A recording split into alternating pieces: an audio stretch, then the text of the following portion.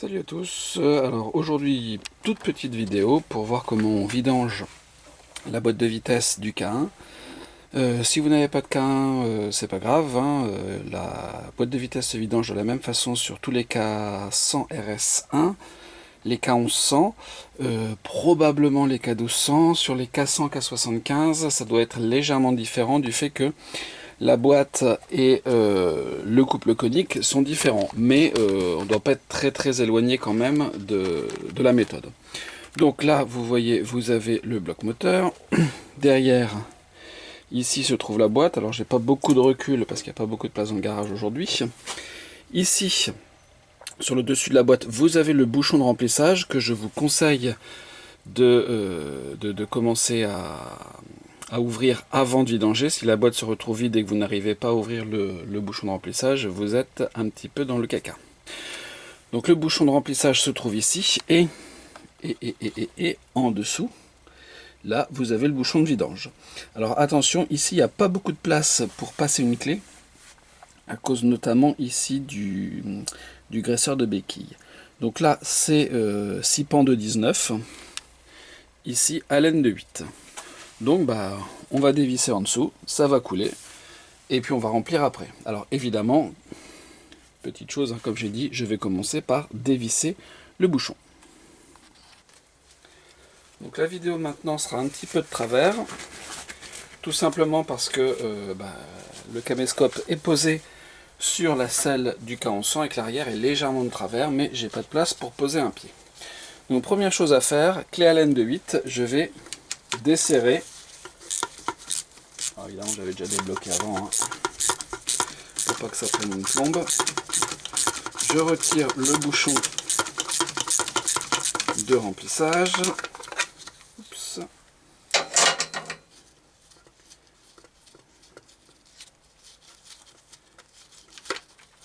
Le bouchon de remplissage, il est monté avec un joint alu, tout ce qu'il y a de classique chez BMW Moto. Donc là, je pense que c'est un joint qui a dû être acheté ailleurs parce que normalement les joints de BMW Moto ils glissent très bien. Voilà, donc un petit joint alu. Souvent on peut les garder, mais là, non, il est bien écrasé, on va le changer. Et en dessous, il y aura probablement le même joint alu. On va démonter ça. Donc, comme vous voyez, à cause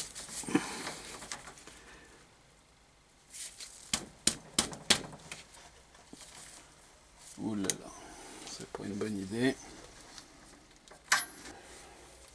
Donc voilà, une clé mixte de 19, un petit quelque chose en dessous pour récupérer l'huile. C'est ouvert. Alors normalement, la vidange de boîte, comme toute vidange, doit se faire à chaud. Mais moi, comme la moto, elle n'a pas roulé depuis un certain temps, la vidange se fera à froid. Donc l'huile est quand même super propre. La boîte avait dû être vidangée il n'y a pas très longtemps.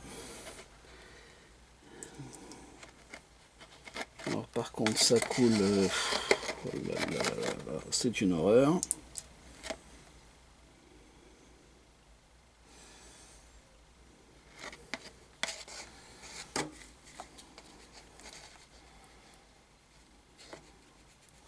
Les petits dépôts font que ça va n'importe où.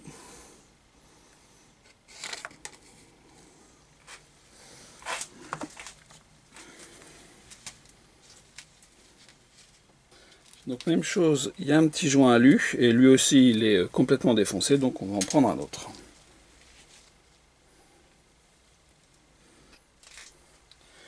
Voilà, ça a fini de couler. De mon côté, j'ai nettoyé la vis bouchon, un joint neuf, et on va remonter ça. Alors normalement, il faudrait remonter à 20 mètres kg. Pour ça, il faut une clé dynamométrique, ce qui n'est pas un vrai problème.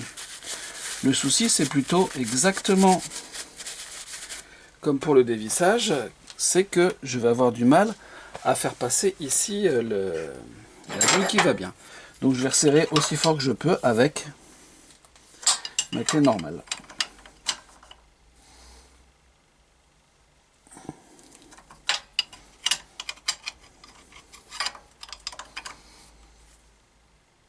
Voilà, bon, pas trop fort non plus, c'est de l'alu. Et ensuite, on va pouvoir remplir.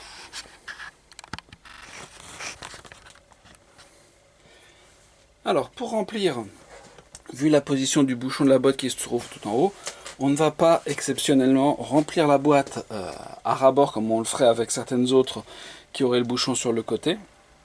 Donc là, il vous faut un outil. Soit vous avez dans la trousse à outils cet outil-là.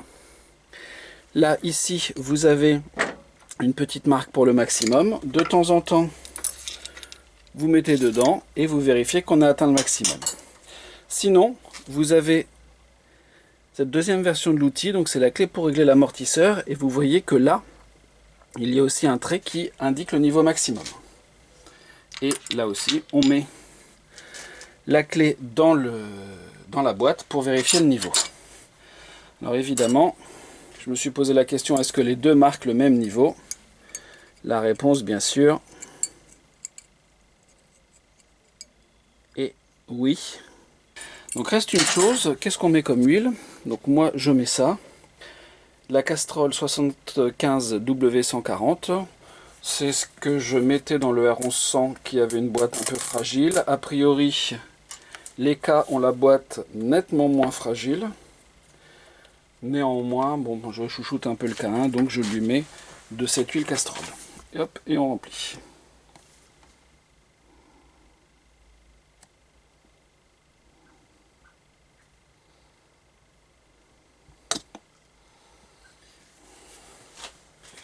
Alors je ne sais plus combien il faut mettre, mais bon, on va regarder avec l'outil qui mesure le niveau. Bon, de toute façon, vu ce qu'il y avait dans le pot, hein, je pense qu'il y a au moins 1 litre.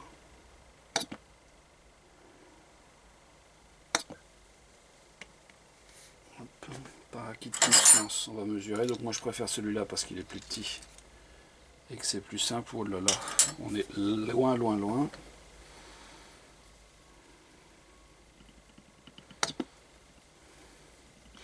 Bon, si vous n'avez pas de cette super huile, évidemment vous pouvez prendre autre chose que du 75 W140. La 80-90, elle marche très bien aussi. C'est ce que je mettais avant. Ah. On s'approche. Voilà, donc là il y a une petite goutte sur le bout, on n'est plus très loin du compte.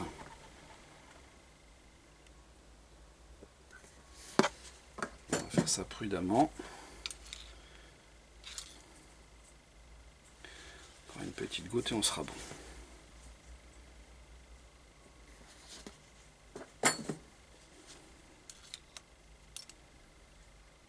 Parfait, on est juste au max.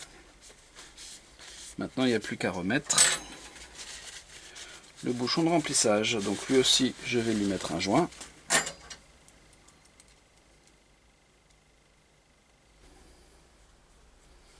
Alors évidemment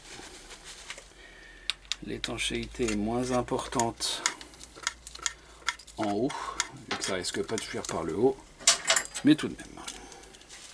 Donc là par contre on va pouvoir serrer au couple qui est de 20 Nm.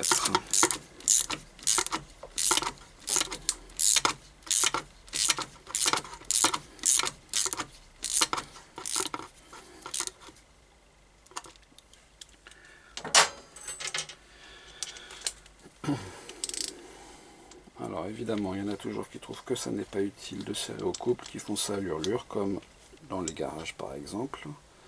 Moi je me dis, peut-être bêtement, que si le constructeur a prévu un couple, c'est pas pour les chiens. Donc je serre toujours au couple quand je l'ai évidemment. Et voilà, 20 Nm, c'est pas énorme mais quand même. Et ben voilà, c'est terminé, la vidange est faite. Petite vérification, comme je serre un peu à l'hurlure. En bas ça ne coule pas, en haut il y a une légère pointe. Je suis et ça ne devrait pas recouler. Et voilà, c'est terminé.